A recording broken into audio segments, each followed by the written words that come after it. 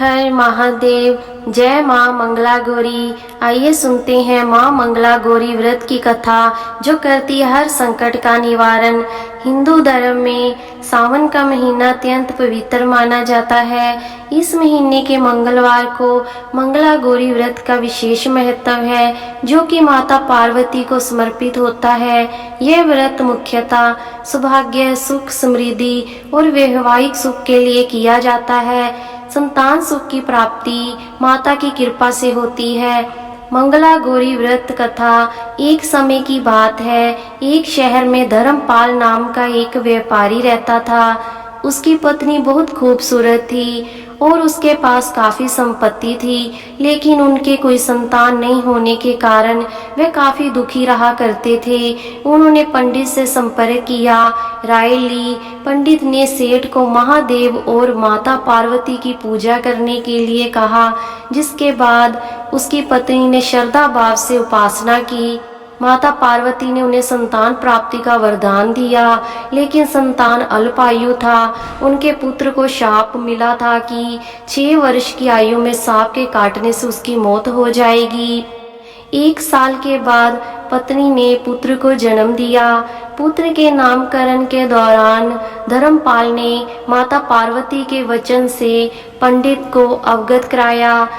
तब पंडित ने सेठ धर्मपाल को पुत्र की शादी मंगला गौरी व्रत करने वाली कन्या से करने के लिए कहा। सेठ धर्मपाल ने अपने पुत्र की शादी मंगला गौरी व्रत करने वाली कन्या से की। कन्या के पुण्य या प्रताप से सेठ के पुत्र को लंबी आयु का आशीर्वाद प्राप्त हुआ। इसके बाद संयोग से उसकी शादी 16 वर्ष से पहले ही एक युवती से हुई, जिसकी माता मंगला गौरी व्रत किया करती थी। परिणाम स्वरूप उसने अपनी पुत्री के लिए एक ऐसे सुखी जीवन का आशीर्वाद प्राप्त किया था, जिसके कारण वह कभी भी विधवा नहीं हो सकती थी। इस कारण धर्मपाल के पुत्र की आयु 100 साल की हुई।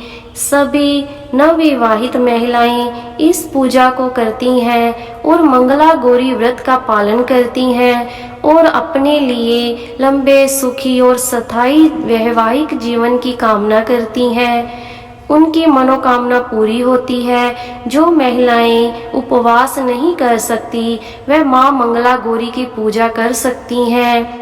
माँ मंगला गौरी की पूजा करने से सब प्रकार की मनोकामना पूर्ण होती है। कथा के बाद क्या करें? कथा सुनने के बाद विवाहित महिलाएं अपनी सास और ननद को लड्डू दिया करती हैं, साथ ही ब्राह्मणों को भी भोजन खिलाया करती हैं। इस विधि को करने के बाद 16 बाती का दिया जलाकर माँ मंगला गौरी की आरती करें। अंत में माँ गौरी के सामने हाथ जोड़कर पूजा में किसी भी प्रकार की भूल के लिए क्षमा मांगे। आप इस व्रत को 5 साल लगातार कर सकती हैं अपने सुखी वैवाहिक जीवन के लिए।